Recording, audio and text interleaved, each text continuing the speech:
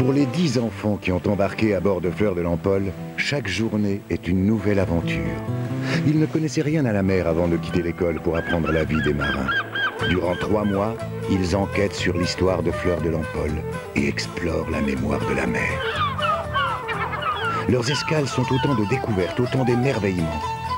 Vivre sur l'océan est leur plus grand rêve. Ces jeunes marins reporters posent un regard d'enfant sur le monde de la mer. Ils tiennent un carnet de bord en images de leur voyage et ont réalisé eux-mêmes certaines séquences de ce film.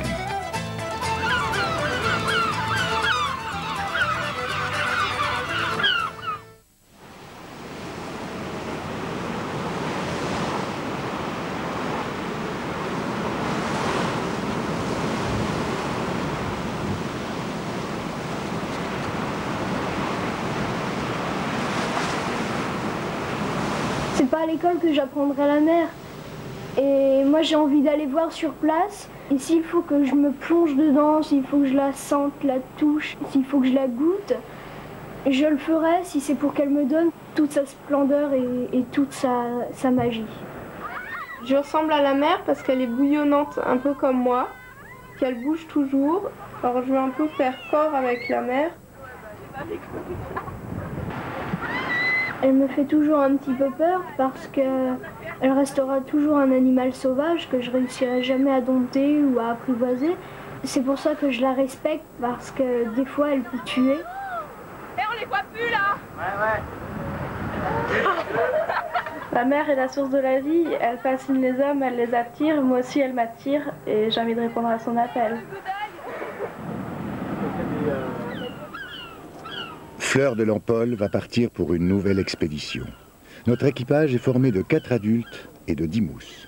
Âgés de 12 à 16 ans, ces jeunes venus de toute la France sont plus à l'aise dans une salle de classe que sur une coque de bateau. Pendant les vacances scolaires de la Toussaint, quelques mois avant le grand départ, tous se retrouvent à bord pour faire connaissance. Chacun essaie de dire aux autres qui il est et ce qui le pousse à prendre la mer. Et qu'est-ce que c'est ton plus grand secret? Pas facile. Mon secret,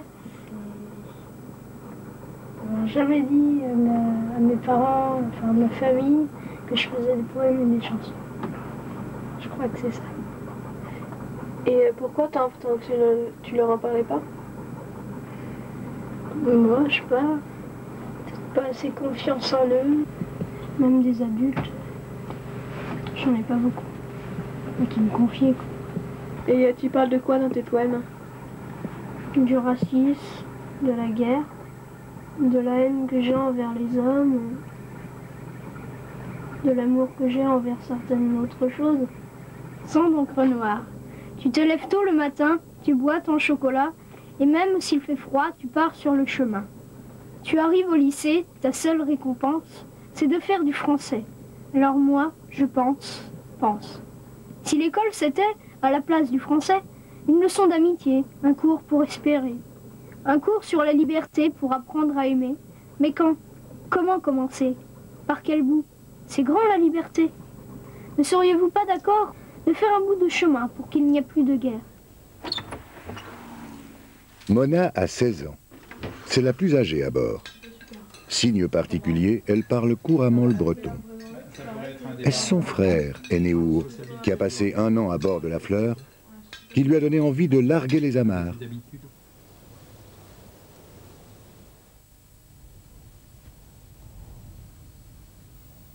Souvent, je regarde par ma fenêtre et au fond, je vois la mer et ça me donne envie de partir.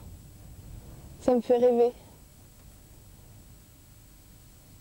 Et partir sur la Fleur, c'est un rêve que j'ai depuis longtemps.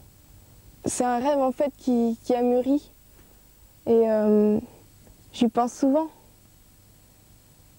Et le fait que je puisse enfin réaliser ce rêve, c'est vraiment quelque chose de formidable.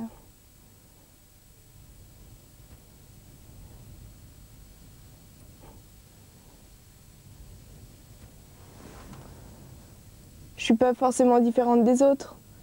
Je suis une adolescente de 16 ans Et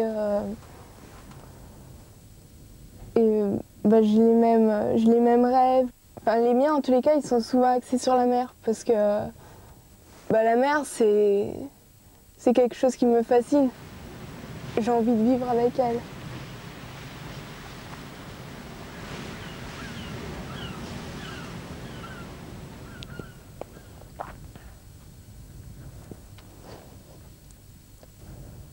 Je pleure parce que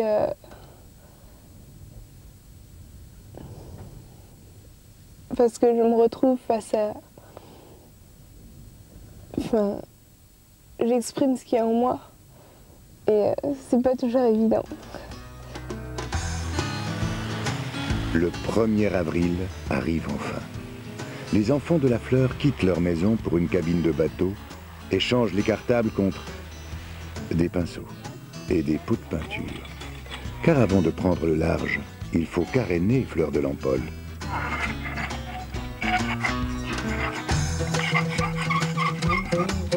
Ça va, Jérémy? Ouais, ça va. Bah, pas trop quoi. Je suis en train de gratter la coque du bateau pour enlever tous les coquillages, toutes les algues qui sont restées collées pour après pouvoir leur peindre. C'est très fatigant.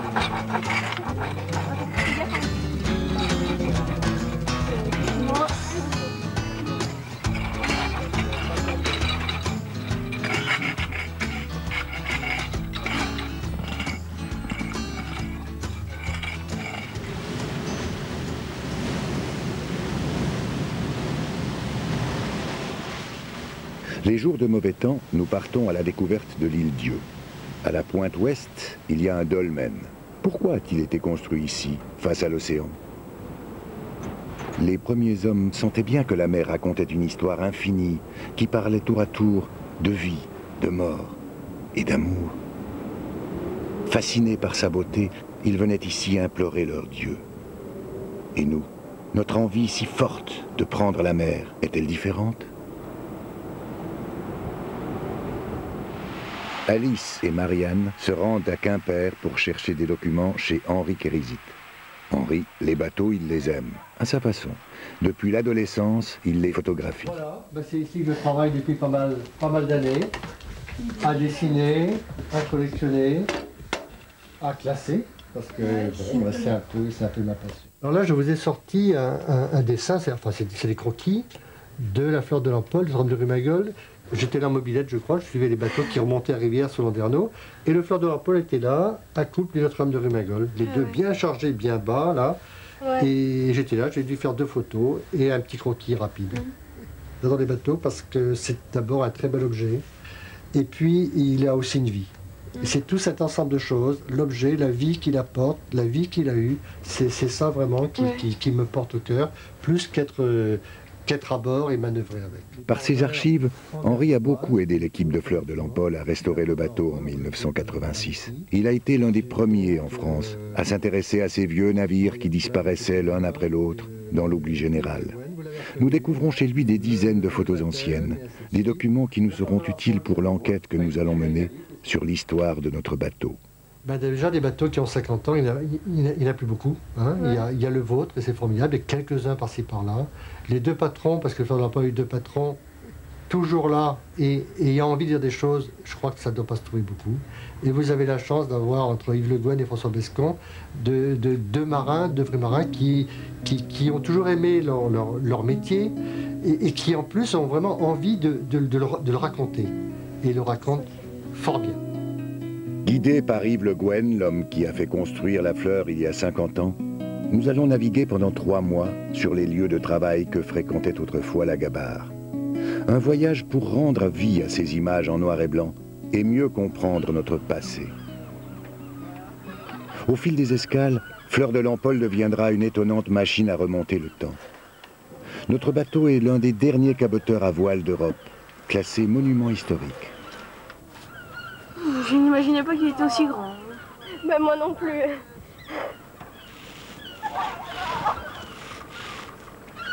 Ah, j'en peux plus. Non mais la pâture. Je vais peut-être le finir parce que dès qu'on a fini, on prend la mer. Alors. Pour raconter l'histoire de Fleur de l'Empole, il faut apprendre à manier les caméras. énormément. Donc, à user avec modération. Alors, regardez, ça va. Le professeur, c'est Pierre, qui a vécu la précédente expédition en Amazonie. Les films sont entièrement tournés par l'équipage, jeunes et adultes. Ça fait tes réglages? Ah ouais, c'est bon.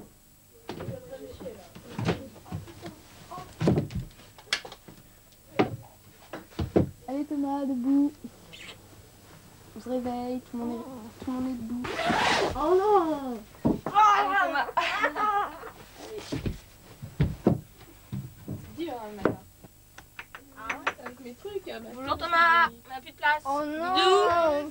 Pour être un petit peu tranquille. Tous les matins c'est pareil. Oh. Attention! Non, pas Misona! Est-ce que je pourrais faire pipi tranquille?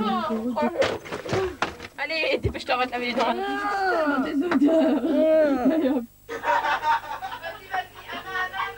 Bah voilà le résultat.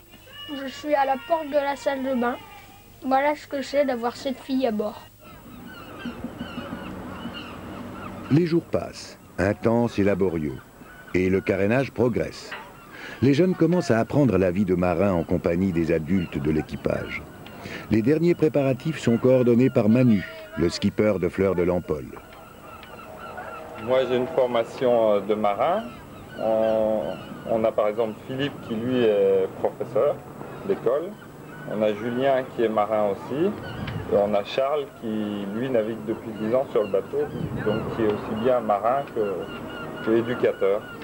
On est 4 adultes, donc avec 10 enfants. Oh là là, on est trop contents. Demain, on part en mer, c'est la fin du carénage et on est vraiment excités de prendre la mer, quoi. Super.